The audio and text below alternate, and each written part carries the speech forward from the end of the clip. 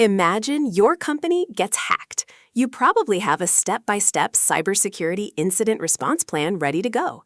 You lock down the servers, call the lawyers, and stop the bleeding. But what happens when your AI goes rogue? What if your customer service chatbot starts giving away full refunds, or a model quietly discriminates against thousands of users at scale? Right now, most organizations freeze.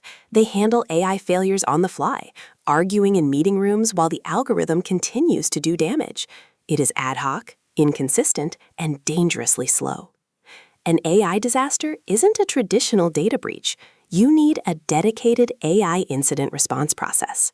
According to Speaky's ISO 42001 certification, this is no longer optional. You must have a documented, fully tested reporting and escalation plan ready before the model fails.